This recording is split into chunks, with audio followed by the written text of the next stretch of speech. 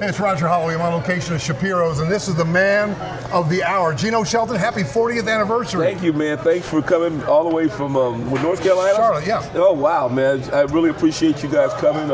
I'm here at Shapiro's and all kind of memories. So this is gonna be a weekend of memories. I can see it coming right now. A weekend of great memories. For the documentary, just give us a feel when you started and what that meant, where you came from. Yeah, I started in 1985. I was in Kalamazoo, Michigan, and Super J sent tapes out to two places, one to Cleveland and one to Indianapolis. The Cleveland gig didn't really work out. Jay called me back for an audition, did the audition and failed the audition.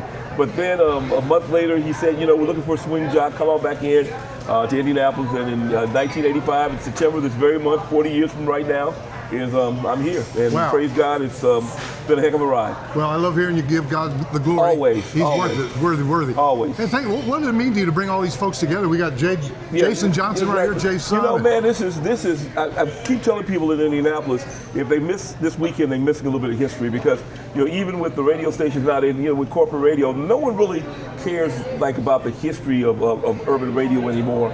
And there's a really deep, rich history that we have.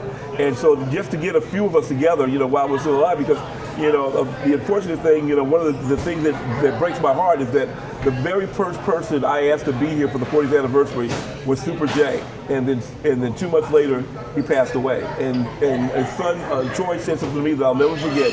He says, Geno, sometimes the only time we ever get together as a unit is at funerals, and I didn't want that to be.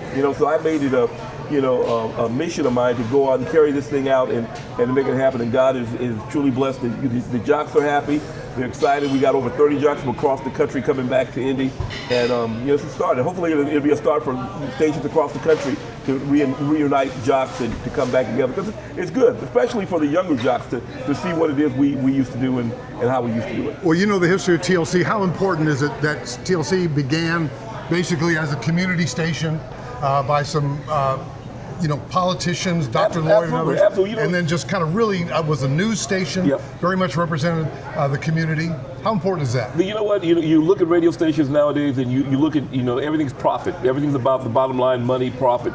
But back then, you really felt like the radio station was an extended family member. You could go to the radio station, and if people used to call me for directions on the air. I mean, we were a community-based station that supported the people. Yep. We were by the people for the people, and if they needed help Christmas time, they were there. They called the radio station if there was a fire. They called the radio station to try to help out. When the phone line, Sugar Porn just used to answer the phones and pray for people when they called the radio station. It doesn't happen anymore in the corporate cancel culture that we live in now. But man, it was something very real, very sincere, very empathetic about what we used to do back in radio. Well, happy 40th, man. Thank you for including me. I appreciate it. Thank you, man. You were the second person I called, Roger. I appreciate it. Thanks, Geno. Yeah.